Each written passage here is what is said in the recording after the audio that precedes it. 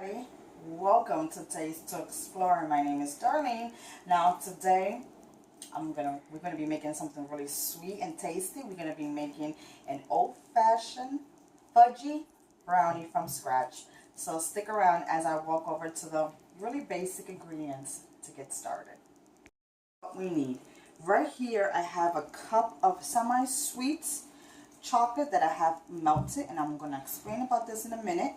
Then I have half a teaspoon of salt and a half a teaspoon of granulated coffee espresso.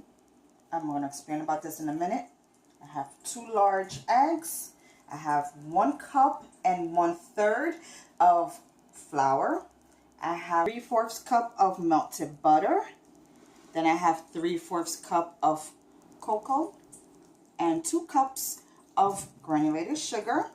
I have a half a cup of hot water, and then we're going to be using a tablespoon or 2 of vanilla extract. And now let's begin.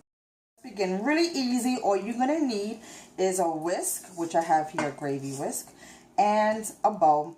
And it's really simple, and we're just going to pour it in like so. So I'm going to start with my sugar. So simple. You can put everything in one bowl. I'm going to stir in my cocoa powder. Now use Dutch process or whatever, the non-sweetened baking chocolate. You know, if you're going to use any no frills. It's not the same chocolate that you do when you make hot cocoa, okay? It has no sugar. It's strictly for baking. So now we're going to put in our melted butter and just give it a little whisk. Why not? I'm going to whisk it all the way through before we add on the other ingredients. Now I'm going to put in my melted chocolate. Now how I did this was over the stove. Once I have finished melting the butter,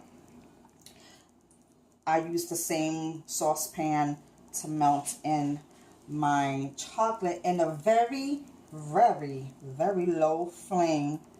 But as I was stirring it, I took the pot out of, away from the flames, because what happens is that if you overheat the chocolate, you're going to scorch it and it's going to be messed up, and then you're going to have to try it all over again. So if you don't want to do it that way, you can temper it, or you can do it in the microwave for every 10 to 15 seconds until everything is fully melted. Which coffee, instant coffee espresso.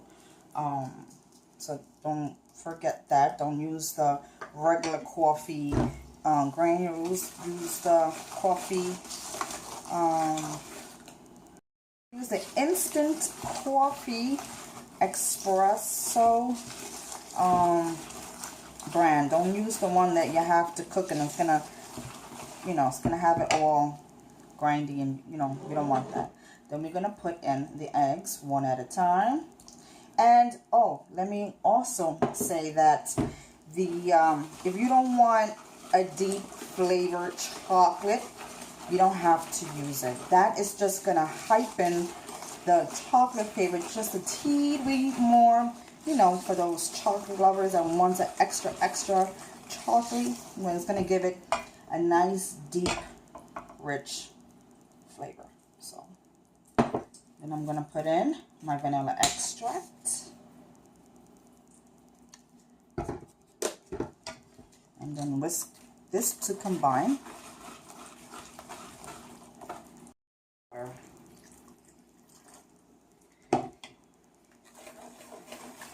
As you can see, we left the flour last because we don't want to over mix it. So this is going to be an absolutely delicious fudgy brownie. You know, the type that is so soft in the inside, but it's cracked and crispy on the outside.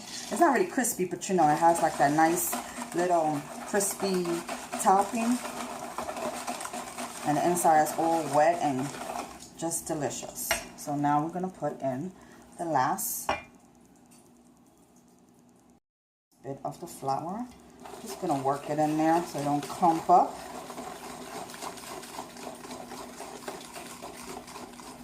And at this time, just you can heat your oven on 350.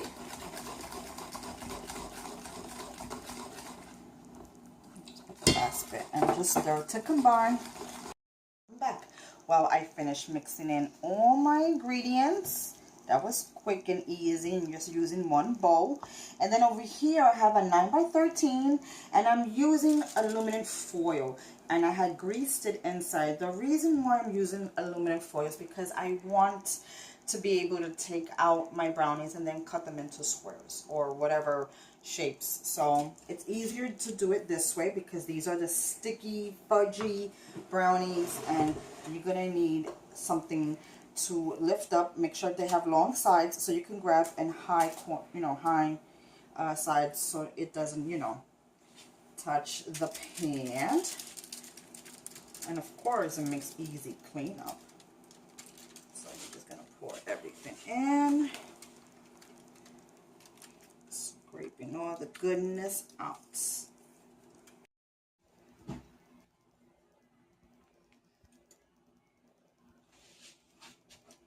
And just spread it a little bit like so.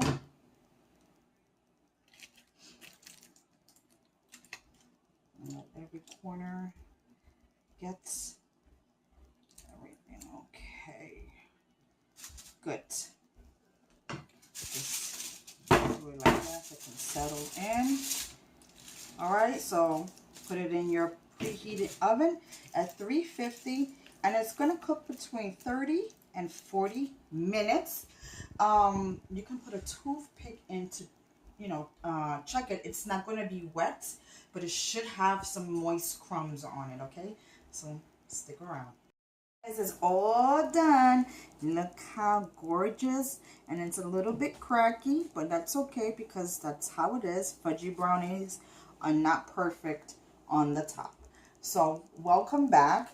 It's been 30 minutes since it was done. As you can see, I have a little holes in it that I tested with the toothpick, and it came out perfect. And I let it rest and cool off room temperature for about 30-40 minutes. And it cooked exactly 30 minutes. So keep an eye on that. And now it's time to cut. So I'm just gonna remove it. Easy peasy and clean.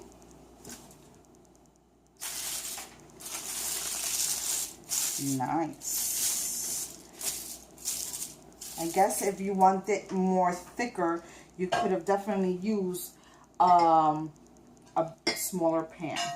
But right now, what I have here is a cup full of hot water, and I have my knife in there just to make it easy. I'm just gonna damp it with a napkin. Make it easy to cut into little squares.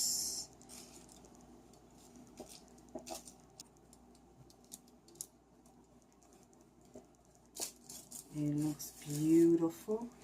And I'm gonna cut across to make little bites. Little small. Okay, that's it. And I like the corners. I'm gonna pick a corner. And look at that. I love it. It looks good.